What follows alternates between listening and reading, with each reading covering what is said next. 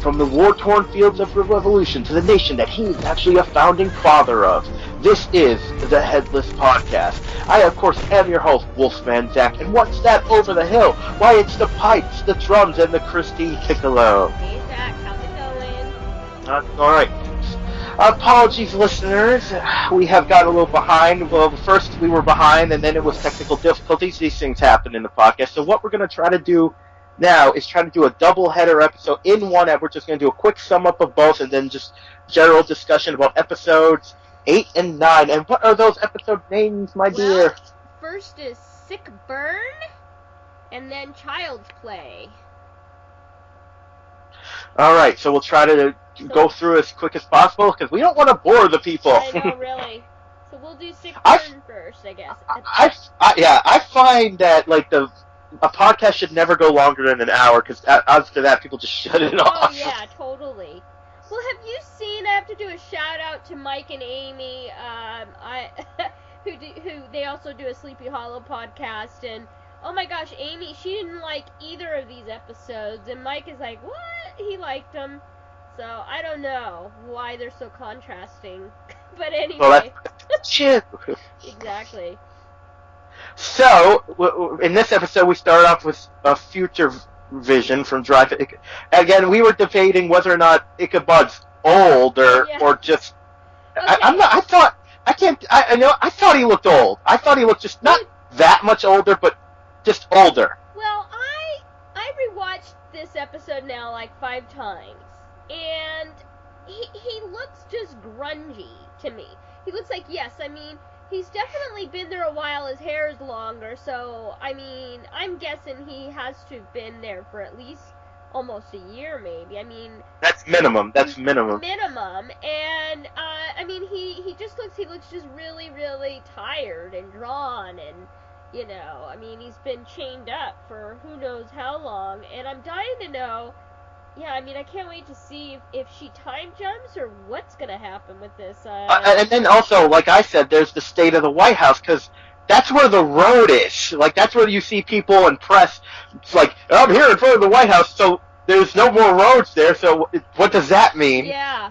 Well, yeah, I know. It's going to be interesting to see what they do here. And it'll be really weird if it's not far into the future. Like, I feel like because of the way, you know, that was all pictured, if they screw up and like, oh, it's only a year later, then yeah, I mean, where's the road and stuff? So I think it's just his vision. Well, what if it's just one thing I've mentioned, I still think there's a chance the visions might be a trick. That's a possibility too. Well, yeah, I don't know. I mean, maybe, you know, she is seeing into his subconscious that this is what he wants. I mean, that's a possibility. And that stupid flag, I mean, I hate that flag. And he's got a hard-on for that flag. We've seen it in every episode. I keep forgetting to try to find out, to look that up, but that is the most unoriginal thing, like, ever, you know? It's just the American flag with a Hindu symbol. It's like, really? It's like supposed to be the One World Order flag, apparently. I don't know. I mean, it's really weird. The kids are singing the national anthem, and I'm just like, what the heck is this? I don't know. Yeah, right. Yeah. So, well, we'll see what happens with that. Now, from there we have Ichabod and Molly fighting over a cell phone. That was the cutest thing ever, you know? It's like, I really am liking the connection between them. And it just shows that, you know, they both have strong personalities, and I love that she doesn't she doesn't take shit from anybody either, and that was a lot like Abby, you know, so there's parallels there, and I like that. She's got a fighting spirit. That's for sure. And Ichabod makes an interesting comment, and it's definitely, I would love to see like he says what it would be like if the founding fathers had social media. And the thing I wonder is that I think that would be a blessing and a curse at the same time. Yeah, it would be. But God, you know, I would love to I would. Yeah, oh God, Franklin's tweets. Can you imagine? Oh, Franklin would be off the charts, man.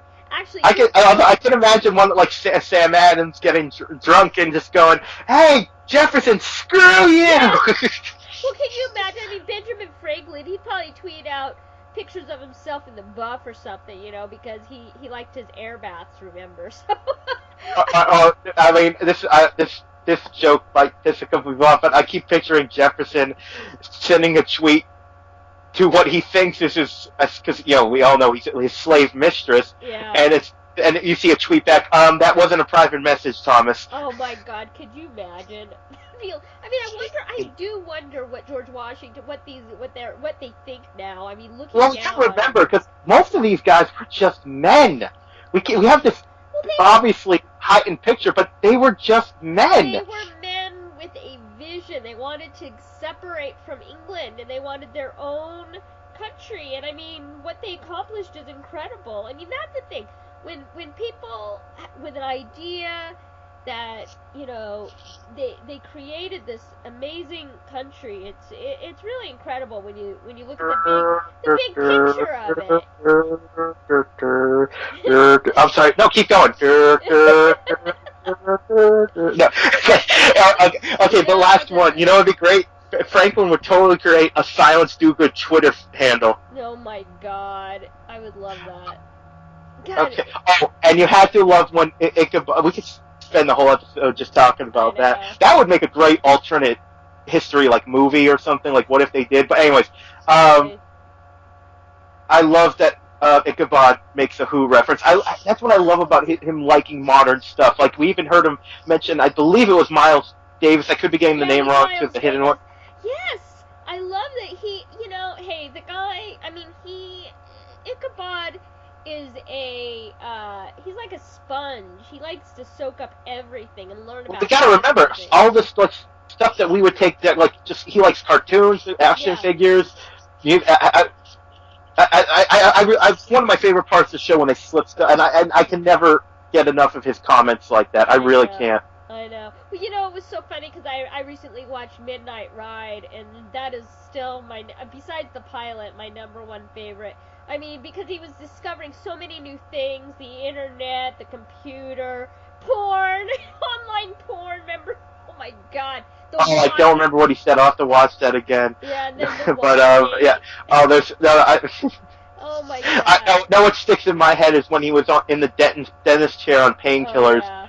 And she created, that girl he was dating created that image, and he just goes, "I'm adorable." The emoji of Ichabod, I'm so adorable. He is adorable. but someone needs to tell Molly, don't trust Peter Pan. I know. I'm telling you. So Logan, the little shit. I mean, we can't say anyway. Yeah, he starts. If anyone's listening to this, they probably know what the reveal is. But yeah, so he appears, wink, wink, to suffer from a supernatural affliction. Right, and and it goes viral. Hello, viral on your smartphones. Oh, I want that Celtic knot in my house. I know. Wouldn't that be cool? I would love that too. Very much. So we see that hey, look, it's Lindy Greenwood. Imagine that. Imagine that. Oh my goodness. Someone's going to be interviewing her next week. Hey, I can't wait. I'm so excited. Yes, listeners. Christina's told me to try to not hit on Lindy Greenwood so she doesn't end the call, and I will do my best, but I make no promises because it's Lindy frickin' Greenwood, and she's awesome. Listen, she's amazing. Yeah, we're gonna do. Well, I'll mention it at the end of the thing. We're gonna do a sleepy movie night on Saturday and watch her new flick, Cut to the Chase. It's on Amazon, so we're gonna watch it in live tweet. So I'm anxious to see it. Well, I guess she plays a badass, Miss Badass herself. So. Hey, Jenny might turn me down, but hey, Lindy might not. Yeah, I know. There you go. Okay, so I love what because Molly yells down, "Can we learn to throw knives?"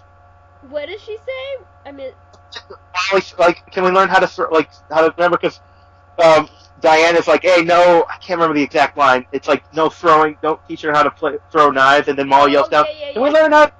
Jake and Alex, and obviously Alex, has feelings for Jake. But anyway, Jake and Alex. We're not sure what those are. You know, it would be a great thing to explore. I mean, without ruining too much from the last 2 episodes, which we're not talking about. Well, yeah, well, I think it'd be a really interesting storyline if even she doesn't know even she doesn't know if they're just deep friendship or romantic, because she's never had those feelings for, because that happens to a lot of us where we think it's romantic feelings and it's just a really strong friendship. Well, yeah, I mean, and I think that would be interesting to for her to, I don't know. I mean, it's kind, I'm done with my shipping because my Ickaby was dead in the water, so I'm kind of shipless. You also mentioned that. I honestly don't know how. I mean, I don't know. I don't know how I feel about them getting together. I think because that could hurt the show a lot, because they're 2 main characters. That's a difficult thing when you're doing. I think the interesting way to explore it would be to explore that even she doesn't know what her feelings are for him. Like, she's not. I mean, is it deep? I think that'd be a great thing to go with for them. Well, we'll see what they do. I mean, but she looked really jealous. She's on this other date, this date quote. Yeah.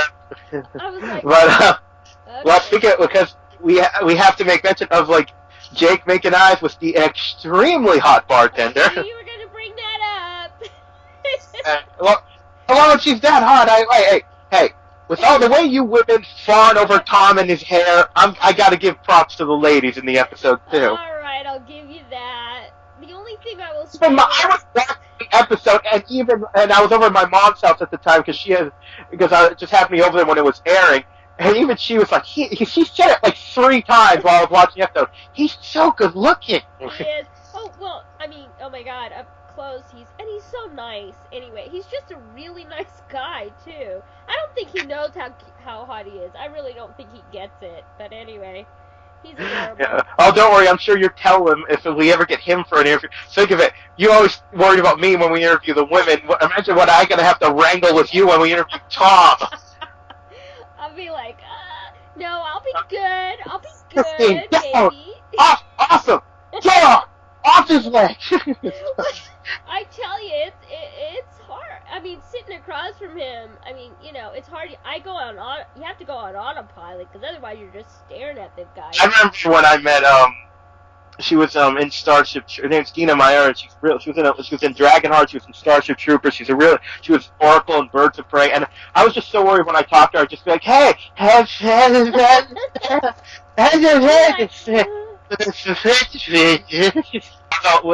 we see, of course, how it's Tinder date. It doesn't. Well, neither of their dates go well. It's funny if he just started convulsing. She's like, "So is the date over?"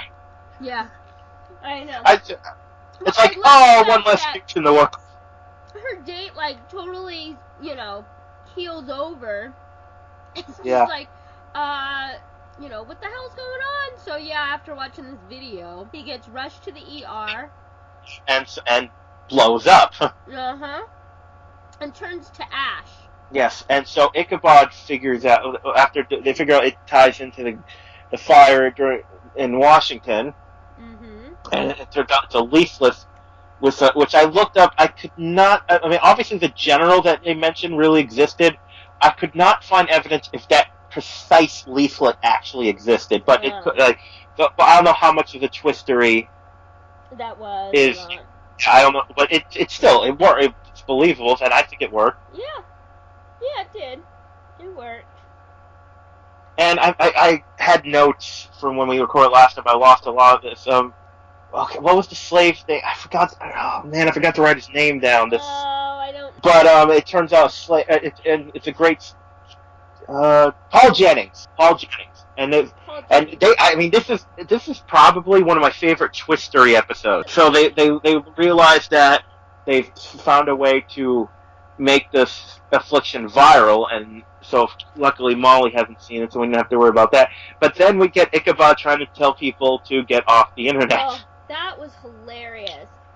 Everybody, turn your smartphone, like, your devices off or whatever. Like, they're really gonna listen to him? He just cracks me up. I mean, at least he tried, but, he should have done a video on YouTube. Maybe they would have listened to him doing it that way. But, yeah, they just ignored him. They looked up for like a second, but they were too busy with what they were looking at to worry about it. Yeah, so then we find out that Alex has been infected by it, which Yeah, Jake really starts to worry about. and I thought it was cute how, I mean, Jake was really concerned about her, and she, I have to say, and this is so funny because, Mike and Amy, from the, what is it, iwatchmike.com, he, they really haven't warmed up to Alex. And they didn't like really this episode at all. And I kind of felt like it was a little bit of a character building episode for Alex and Jake. To see that they are, they've been working together for a long time at the vault. And so they do have a connection. And I thought that it was, showed her character, that she decides to run off instead of, possibly infecting everybody. So that's sort of where I was at with the situation. What about you? Yeah, I definitely agree with you on that. So from there, they that she's willing. She doesn't want to risk the team. So from there, we find out, and again, this is like my favorite Twistery episode, that Paul Jennings was one of 4 of a revolutionary supernatural Avengers. Essentially, it was him, Samuel Wilson, who is, and I looked it up. He really was. He was from New England. I think he was from New England, and from all intents and purposes, a badass, and was one of the people that people said might be the inspiration for Uncle Sam, and he did look like him. So, well, yeah. And he pretty much, from what I've been able to look at, he helped feed the troops during the war. Like, he was very instrumental in the war effort for that. And because you got to remember, back then, food supplies, that was you had to be really good to be able to feed an army. Well, yeah, I mean, people forget in the 1780s, 1700s, mid 1700s up to 18. I mean, it wasn't like it is now, where you just go into the grocery store and get whatever you want. I mean, people, basically had to make their own food, or rely on neighbors, or whatever, to get their food. And so for the army to be able to, I mean, that's a huge undertaking. And when you think of it on a bigger scale like that, it's just like, oh my gosh, I don't think we would be able to handle it, us 21st centuryers. Oh, we'd be screwed. We'd be screwed. But okay, and of course we also have Davy Crockett, which you won't even have because everyone knows Davy Crockett. I'm so happy that they've got Davy Crockett in the whole thing, because I love. And then of course Sacagawea, the badass, one of the original badass women. She's like the warrior princess of the Indians, as far as I'm concerned. Essentially, like the Lewis and Clark expedition would not have happened without. It just wouldn't have happened without her. Exactly. I just wish we would give her more recognition than a crappy gold dollar coin. I know, really. She should, although that would actually, putting her on a paper money, that would make sense. But anyways, that's a rant for we'll say for insanity. But anyways. Yep. But I love that they finally sort of I don't know, streamlined who, what the new generation is. So like Ichabod and Alex and Jake and Diana and Molly, they're sort of the new Avengers for the vault. So I love it. Yeah, exactly. And I'm telling you, we got to talk to the writers, because they have to make a spin-off of these guys so badly. Wouldn't it be awesome? Oh my god, it'd be epic. I know. We should talk to Albert Kim and Raven Metzner. Those are the main 2 guys, and well, anyway, they've both been at the press room thingies at New York Comic Con and San Diego. Well, when they were in San Diego Comic Con, but man, it'd be epic to have them do a spin-off. Oh God, I think it would be very successcso. Actually, Len Weissman. They should just do it as like a mini series, just like a or even just a couple of standalone episodes, or so, or even just animated something. Just do like a 10-episode mini-series. Well, it was Len Weissman who was the director of the pilot. He's one of the executive producers of Sleepy Hollow. He's the one that came up with this season's story. It was him and actually Roberto Orsi, who is another original executive producer. They're the ones that came up with this concept. So if anybody, I mean, Fox should be like contacting them and going, hey, because I think it'd be so popular. I mean, it'd be awesome. Definitely. So, I keep trying. Whenever I rewatch this episode, I'm forgetting his character name, but Peter Pan, essentially. I keep trying to watch. Yeah, that's it. I keep trying to watch how if he's aware, and I think he's aware when he's in this. I don't think he's under control, but I wonder, I wonder if they were risking him because obviously they're doing something to feed off the power. I just wonder if, No, he's the like how much. Like if where they were hope because what Dreyfus was usually do hoping that Ichabod and the team would defeat the Jinn and somehow absorb the power. Right. Yeah, I don't know. I still think it's interesting that I didn't anyway. Well, now I sort of gave it away. I guess I should say. Well, he's the horseman of pestilence. So with how far behind we are, people have probably already watched.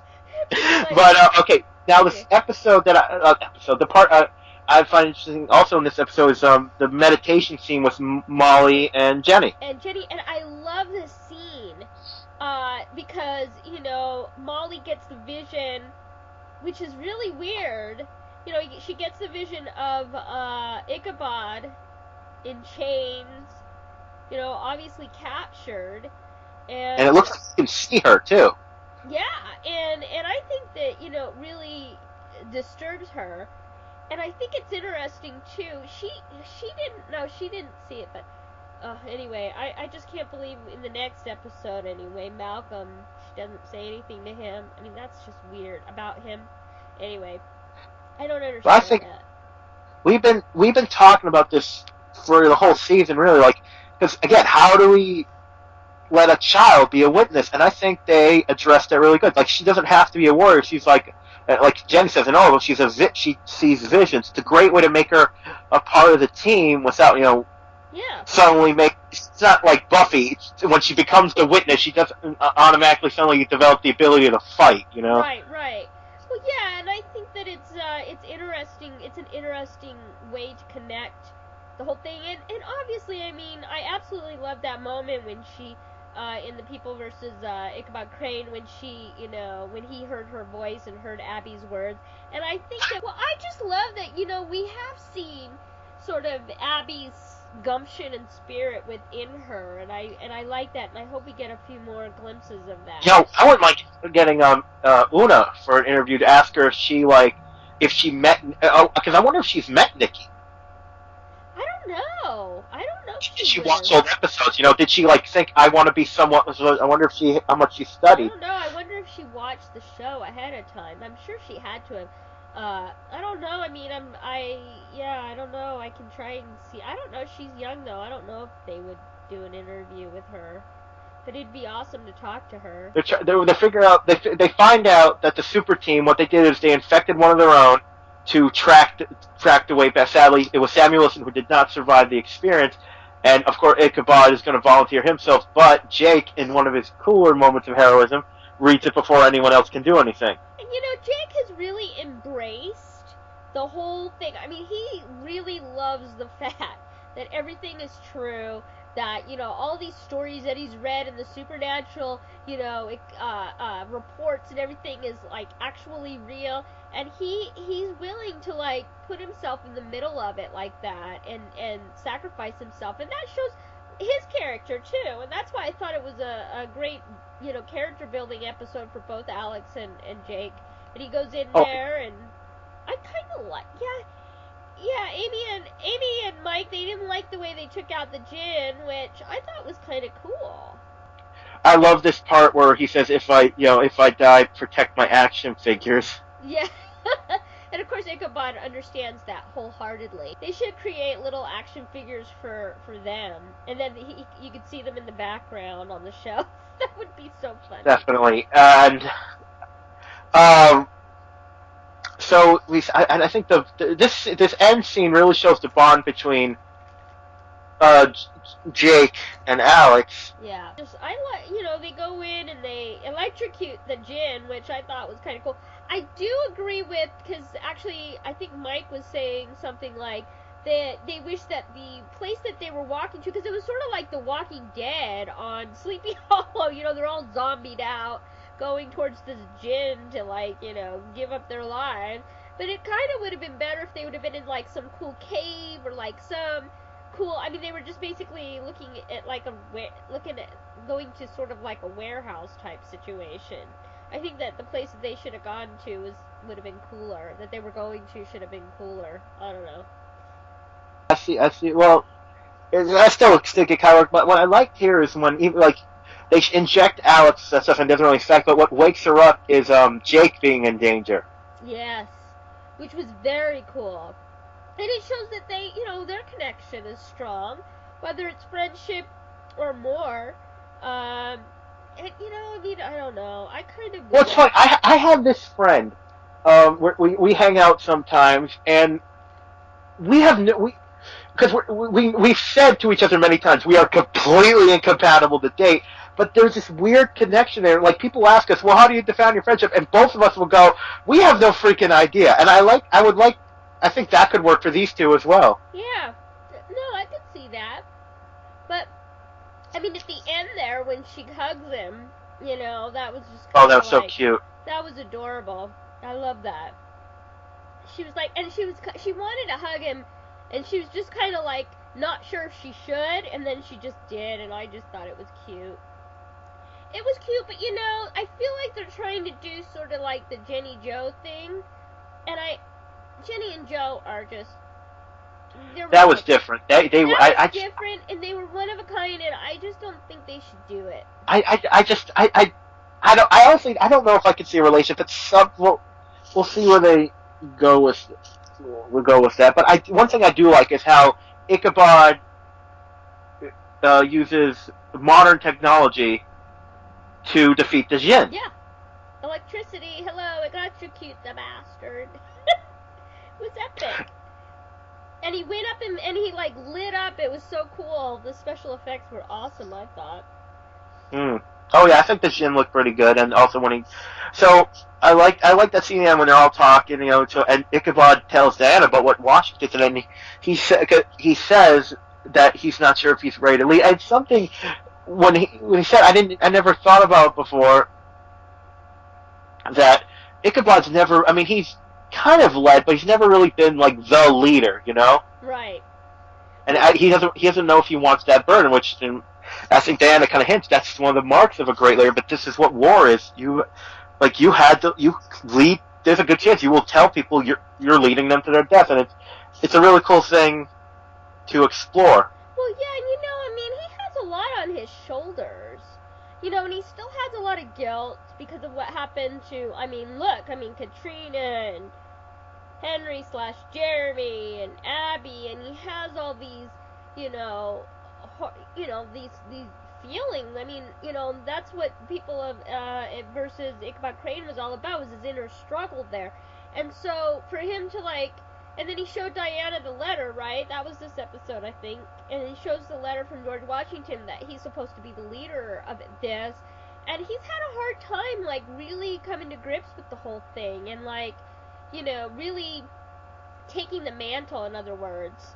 But I think that the team is solid. And I think that he's feeling, obviously, the next few episodes we see, that he's feeling more at home than he has, been for a while. So I think, it's going to be interesting. I love the selfie they do at the end. How cutest was that? Oh yeah, they're doing. And I looked it up. It looks like prunes really was something they said. Oh yeah, that's right. Prunes. It's so cool how they come up with these little tidbits. The writers of real thing. What would they really have said? And they go and they look it up. And I love all the historical research that they do. They really do a decent job, I have to say.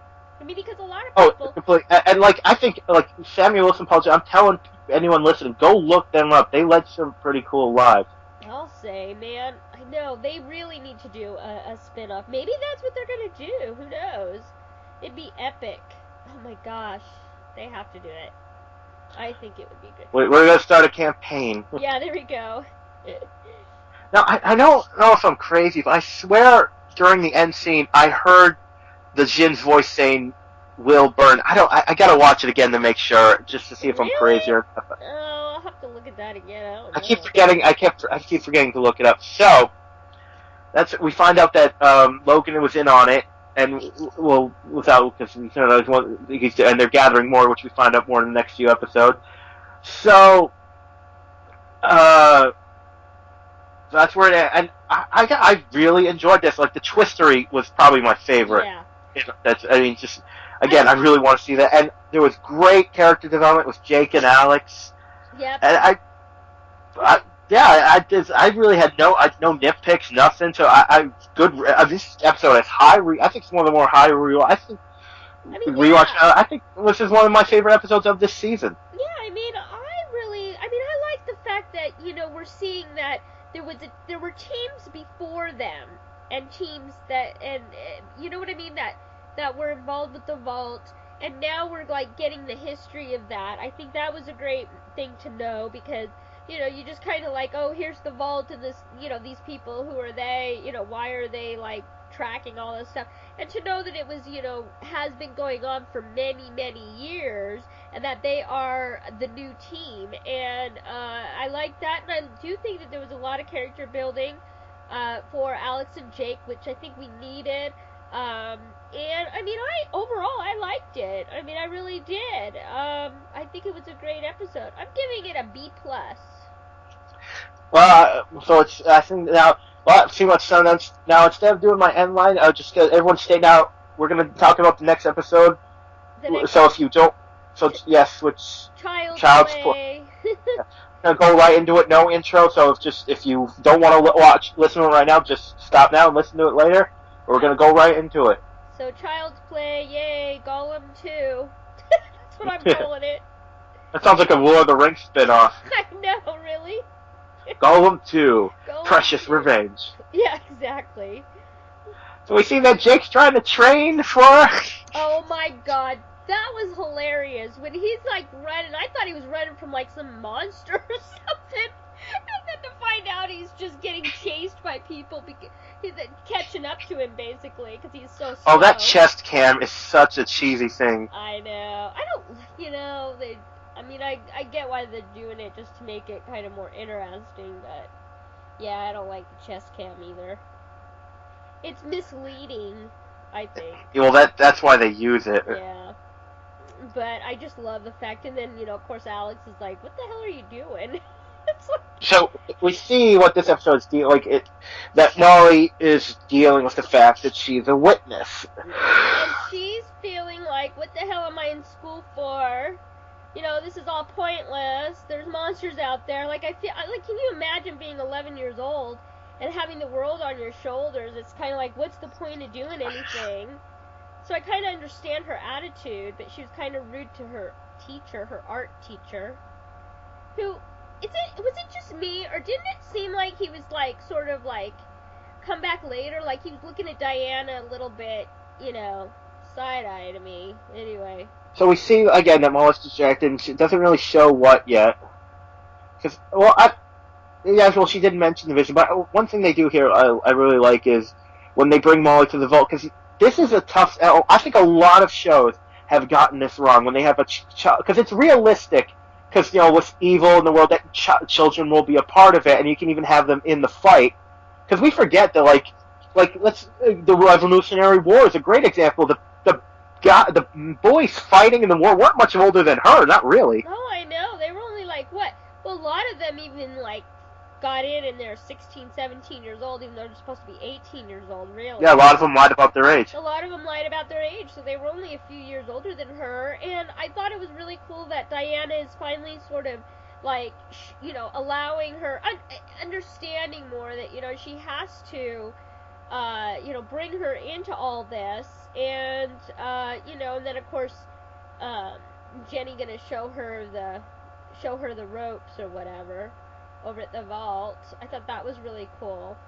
Or no, was it Alex and Jake gonna do that? I don't know. I can't remember. But well, that's what I really, really like how they even she didn't the mistake a lot of shows make is that the kids will stop being, or they never really were kids when they're, but she's 11, so I really like how when they bring her to the vault, she's geeking out about that stuff. Oh, I thought that was so realistic. Oh, totally. And they're doing because like I said earlier in the season, I was worried that they were going to be like, oh, it's all going to be about, keeping her safe or save, but the way that they've introduced her into the series and, every little bit, they're doing it in normal increments, I think.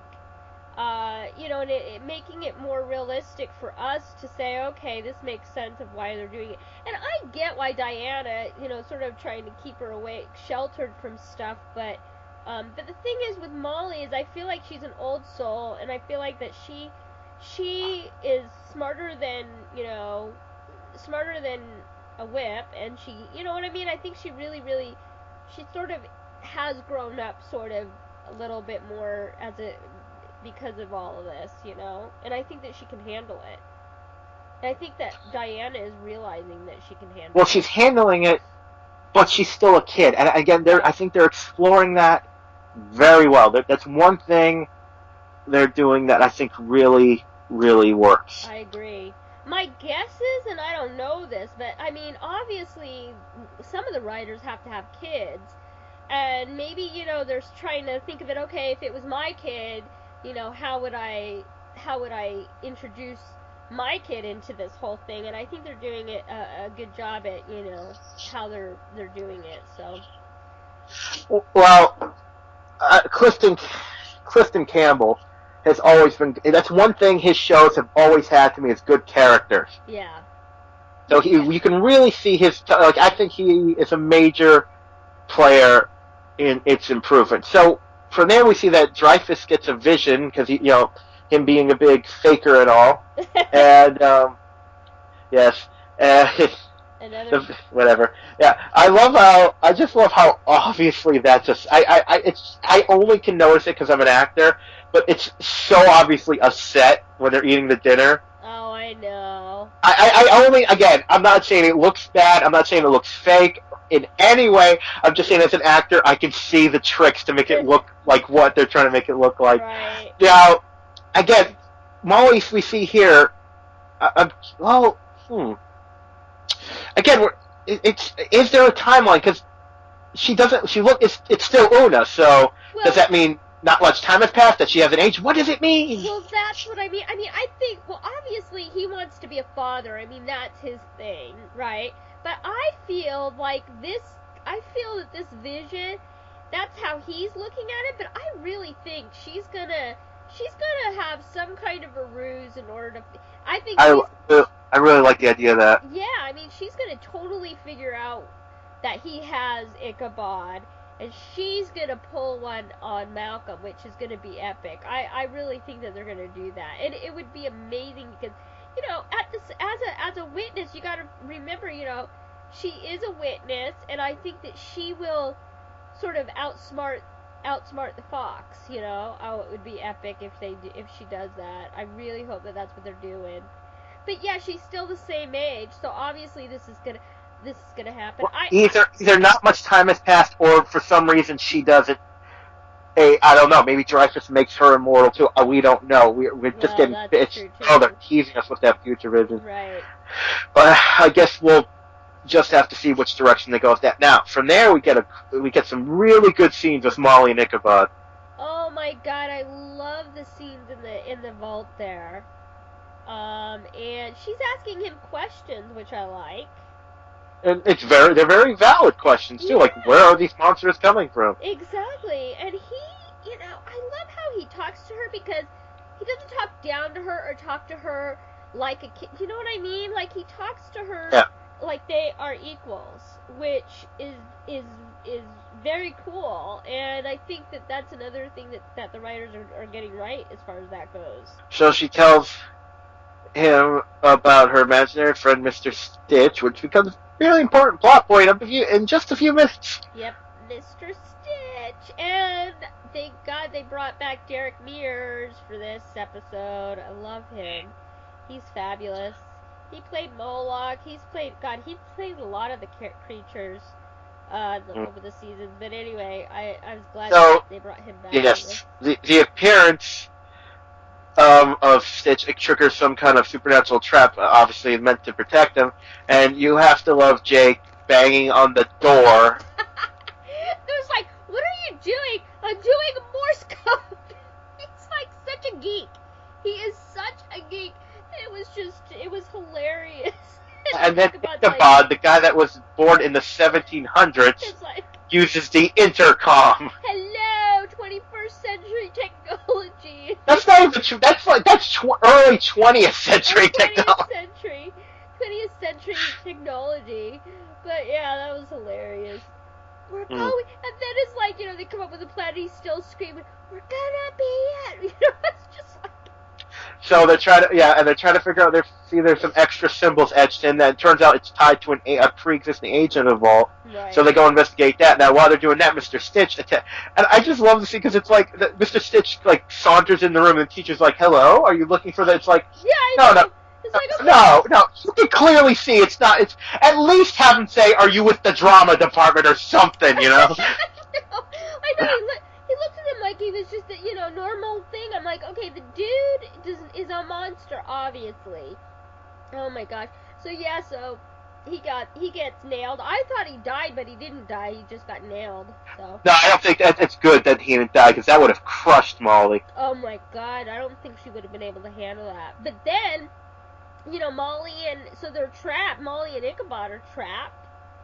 And so, I love, he puts her down in a little elevator shaft trying to figure a way out, ties her up, ties the rope around her waist, and then they can't get through. And so what does she do? She takes the rope off and she goes off on herself. I'm like, that is a total Abby thing. Totally.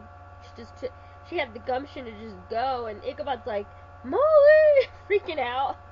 Yes, well, and we see the case. Well, obviously, Ichabod realizes that somehow Mr. Stitch got methamphetamine, and I love when he starts talking about Jeremy. It's really showed. Oh God, there was so much emotion in that scene. Golem was, that episode, that last scene when Ichabod had to kill the Golem. That was one of the most touching scenes of the season, I felt, of season 1. It was so, incredible. Tom did just an amazing job. And, while this episode was a lot like the Golem episode, it wasn't as emotional for me as it was that episode, as the Golem episode was in season 1. Well, obviously, but yeah. But you could see the pain in Ichabod's eyes when he was telling Diana about it. Because you could see, like, he was reliving all of that in his head. Oh, so sad. Yes, indeed. And it's just, because they go to the place of the previous vault agent, and it turns out, there's a booby trap there, and they investigate. It turns out she's dead in the house. And there's this great video of her, and she was like, something happened. There was like, and she makes a really great point. It's like maybe the vault did too good of a job because you can't get government support if no one believes what you fight exists or people forget that you exist. I think that's a really good point to make. Well, yeah, and I think it's kind of foreboding in a way. I'm dying to know my theory is, what if, because she mentioned Michael, who died or whatever, what if Job is actually Michael? What if he's, like, serving some kind of purgatory or whatever for his sins while he was in whatever he... I'm dying to know what the backstory is about all that. There was that line about him being drawn and quartered, so I thought that was a hint that he's older than... Yeah. But we'll see. We know so little about Job. But I'm curious. I want even more vault history, this show, because we was just assumed that there was a long period of that the vault was just out of use, but we see here that there were vault agents, right, in the last century. Well, I would love to know, okay, so obviously, I can't remember, did Alex or Jake say that woman was there before them? Right? Yeah, they didn't say how long, but they did say that the vault was closed by the time they got there. So maybe that's what they were the last vault team. Oh, okay. Well, that's it. Yeah. I'm dying to know more about the background of it and the history. I hope they go there. We might not get it this season. We've only got 3 more episodes left, but we might get it. Hopefully next season we'll get it. Fingers crossed. It's great because it really does explore the mind and perspectives of a child. Because I love that part where Ichabod tells Molly about it, and she's like she's so distraught. She doesn't understand because she doesn't hate her teacher. But again, it's an id creature, so it's about what like those emotions you imagine those emotions we feel for like seconds at a time suddenly manifest themselves. Right. I mean, and for her to be like, I didn't mean it. Oh my gosh, it's gonna be, gosh, man, when she finds out that Ichabod is missing, I'm gonna be anxious to see how she reacts to that. I mean, she's obviously gonna be. I'm guessing that Jenny is gonna have to help her figure out where he is. Well, obviously in Diana, but I wonder if they're gonna use the whole Oracle aspect to figure that out. Most likely. I just love that Una did. I mean, for a new, I mean, I don't know if she did any stage work before this, but that scene where she's talking about like it's actually her mother she's mad at. Oh, that was good acting. She's got that little girl. She's very articulate. She's able to convey all of her without overacting. You know what I mean? Like she conveys. I know exactly what you mean. Yeah, and she's a great little actress. I'm dying. I wonder if she took any acting classes or whatever. But well, they might have had her do something before this, but and for all we know, maybe they have the kids take acting classes for MasterChef because reality TV doesn't always mean reality. Right. But yeah, and then and also we gotta say Diana, she did a great job when she has to deal with the scene where she finds out that Molly's like angry with her. Yeah. Oh yeah, I mean it was a great mother-daughter moment. The whole thing with Mr. And then I loved the end there. When she he burns up or moves to ashes, whatever, but a piece of the blanket still is there, and that whole scene was beautiful between them, and I think too it was important for Diana to see how she's been struggling internally with the whole thing. You can't just say, oh, it's okay when, hello, look at all this stuff that's going on. It's not okay. And I need to deal with it, and you need to be honest with me. I mean, that's basically what Molly was saying. And exactly. It was great. That whole end scene. I love that they were at a carnival. Yep. It was like a ghost town carnival, which was creepy. That thing was creepy. Oh my god! I kept expecting a huge clown to come out, like it to come out. It was just creeping me out. I was like, oh, freaky. So. Yeah. So they have the big. I love that line. Was the agent a Lilliputian? I love that. Yeah, that was great. At the end, fine. They used the ritual to dispel, I guess is the word you could use, to Mr. Stitch. I just still would love if Molly just went, oh, by the way, go kill the bad guy. Right. It's like, can we stop getting rid of the monsters that are kind of technically on our side? Right, exactly. The other thing, too, I was going to mention, it's like, I think it's interesting. I mean, I still say that Jenny could be a witch. I mean, she's able to do all these spells and stuff, and conjure stuff. I don't know. I think they should go that route, but well, we'll see. So Molly runs into Trifus, and he is very creepy. But I find it interesting that Molly doesn't say anything about running into him. That's what I don't understand. Why didn't she say anything? Well, I think she's processing it, and I think it's also that there is probably a weird connect. Like, we don't know what Dreyfus is now, but maybe she feels something that confuses her. Well, possibly. I think what's going to be I think she's going to see him actually in a vision or something, and then she's going to be like, I saw this man, he was out, and she's going to end up telling Diana or Jenny or Ichabod or somebody. That's right. I know what they're probably going to do is have like Ichabod and Dreyfus are going to be competing father figures for her. Yeah. Oh my god. Now, what do you think? Yeah, I don't know. Anyway, well, we have to wait to talk about that other episode. Because I was going to bring up, it was an awkward moment. Anyway, I'll bring it up next. Yeah, and So they have and I do again, like you said, I like that scene where you get to so she finally has to admit, and I love just the honesty of the moment. It was a really good scene. Yeah, it was, and Una rocked it for sure. Oh, big time, big time. So I think it's a really good episode.